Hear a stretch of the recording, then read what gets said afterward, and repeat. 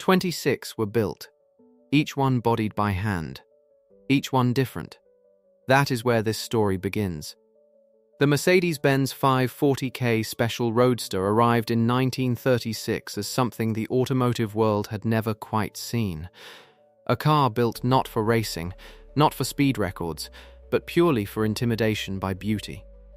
Only 26 were made, each bodied individually by coach builders, making every surviving example functionally a one-off. Hitler's government used one as a state car, which has complicated every auction since. A 1936 example sold for $9.9 million in 2012, one of the highest prices ever paid for a pre-war German car. 26 built. Every single one tells a different story. The same year, on the same circuits, something far less beautiful was winning races. The Auto Union Type C of 1936 produced 520 horsepower from a supercharged 16-cylinder engine mounted behind the driver. Bernd Rosemeyer was the only man who could consistently beat the Mercedes Silver Arrows in it. He was 28 years old when a crosswind gust caught his car at over 430 kilometers per hour on a public autobahn during a land speed record attempt in January 1938. The car disintegrated. Rosemeyer did not survive. Built to go 400 kilometers per hour.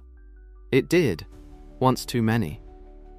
The Mercedes-Benz 300 SL Gullwing arrived in 1954 carrying a secret. The doors, the feature that made it immortal, were not a styling choice.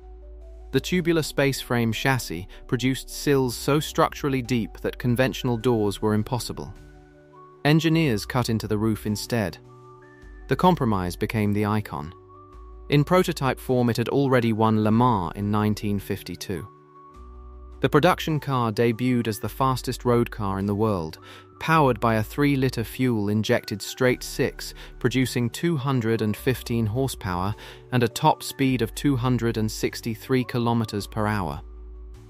The most iconic doors in automotive history were an accident.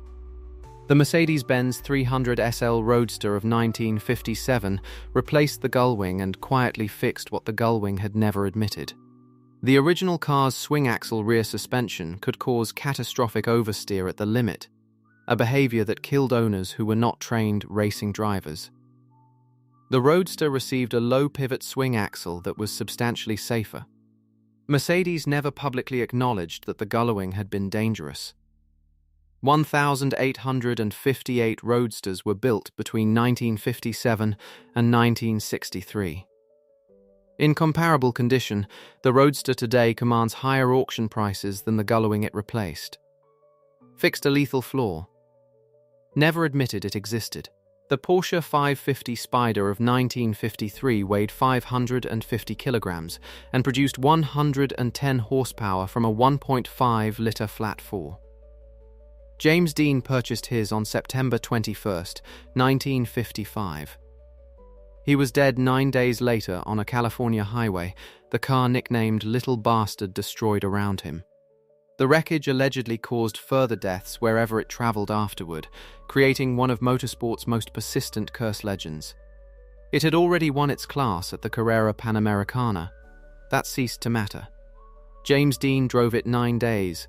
Then, nobody drove it again. 1 year later, the calendar read 1955 and Le Mans read catastrophe.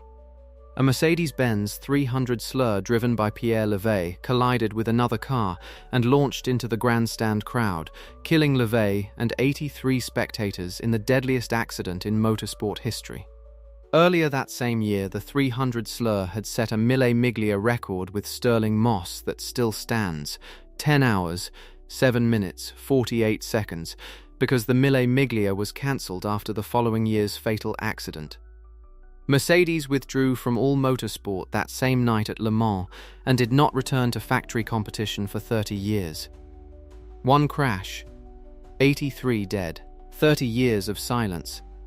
The Porsche 356 Carrera Speedster of 1955 did not begin in a factory. Ferry Porsche built the original 356 in a GMN sawmill from salvaged Volkswagen parts. The Speedster itself was created at the request of American importer Max Hoffman, who wanted something cheaper and stripped for the United States market. California surfers and club racers bought nearly all of them. Approximately 1,234 were produced.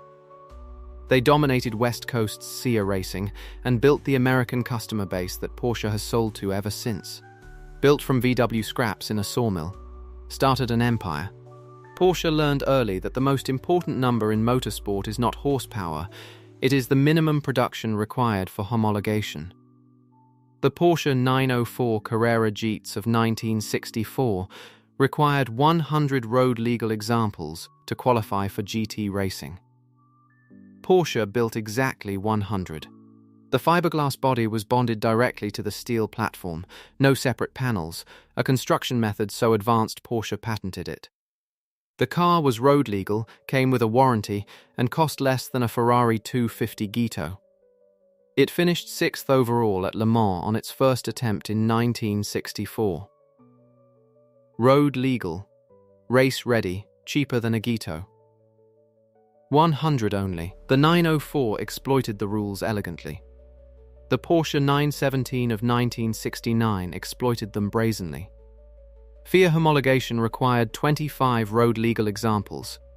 Porsche built all 25 in approximately 10 months, then parked them in a row in the factory lot so the FIA inspector could count them in one glance. He approved. The car then went to Le Mans and recorded 386 km per hour on the Mulsanne straight. The early long-tail version killed multiple drivers before aerodynamic revisions stabilized it. It won Le Mans in 1970 and again in 1971, parked in a row to fool an inspector. Then won Le Mans twice. The Porsche 962 of 1984 was not designed. It was engineered around a loophole. Porsche engineer Norbert Singer identified a gap in IMSA GTP rules that permitted the driver's feet to extend ahead of the front axle, something FIA regulations explicitly banned. Singer built the 962 specifically to exploit the longer wheelbase this allowed, improving stability at endurance racing speeds. It became the most successful endurance racing car in history, winning Le Mans in 1986, 1987, 1993, 1994, 1996, and 1998. Private teams were still racing it a decade after it debuted. Built on a loophole. Won Le Mans 6 times. Before the 962 came the car that defined what a Porsche road car could threaten. The Porsche 911 Turbo, Type 930, entered service in 1975 with 260 horsepower, a turbocharged flat six, and handling that killed people. The combination of turbo lag, rear engine weight bias, and early turbocharger technology meant lifting off mid-corner could trigger instantaneous snap oversteer with almost no recovery window. Several owners and journalists died in 930s through the late 1970s. The car earned the nickname the Widowmaker. Porsche made no significant suspension changes for years. 21,500 were eventually built across all variants. They called it the Widowmaker. It earned the name. Germany's supercars were not always born cleanly. The BMW M1 of 1978 is the clearest proof. BMW contracted Lamborghini to build it because BMW had no supercar manufacturing experience. Lamborghini took the contract, began tooling, and went bankrupt mid-project. BMW rescued the unfinished car, found new manufacturers, and handed production to Bohr in Stuttgart. The only supercar BMW ever made was started by an Italian company that collapsed doing it and finished by a German coach builder. 453 road cars were produced. Niki Lauda won the Procar Championship driving one in 1979. BMW's only supercar. Lamborghini started it and went bankrupt. Not every German supercar came from a corporation. The Isdera Imperator 108i of 1984 came from one man. Eberhard Schultz designed it, built it, sold it, and delivered it himself. There was no factory, no dealer network, no warranty department. Each car was hand-built to individual order in a single workshop. Approximately 30 were made. The car's most recognizable feature was a periscope rear-view mirror, a single tube through the roof feeding a mirror rather than a conventional rear window. Several examples were sold to Middle Eastern royalty. Schultz remained the entirety of the operation throughout. One man, one workshop, 30 cars. That was the whole company. A year before the Yellowbird ran, something equally unlikely was happening in a Mercedes dealership. In 1986, before AMG was owned by Mercedes, it was an independent tuning company. AMG took a standard Mercedes 300e sedan, visually unmodified, no wings, no body kit, and installed a hand-built 6.0-liter V8 producing 385 horsepower. Road and Track tested it and recorded 305 kilometers per hour. It was the fastest four-door car in the world. Mercedes officially disapproved of the entire project. AMG's defiance forced Mercedes to take the company seriously. The acquisition process began in 1990. Mercedes disapproved, then bought the company. The Ruf CTR of 1987 looked almost exactly like a standard Porsche 911. Wider fender flares, a large rear spoiler, chrome yellow paint. That was the visible difference. Beneath it, Ruf had built something that the standard 911 was not. In 1987, Sport Auto magazine took the CTR to the Air-Relesian high-speed track. Test driver Stefan Rosa reached 339 km per hour, making it the fastest production car in the world. The in-car footage became one of the first viral automotive videos of the internet era, watched millions of times on early file sharing sites in the late 1990s. 29 were built. A yellow Porsche-based car. The fastest production car on Earth. Mercedes eventually absorbed what it could not ignore. For homologation, it was more systematic.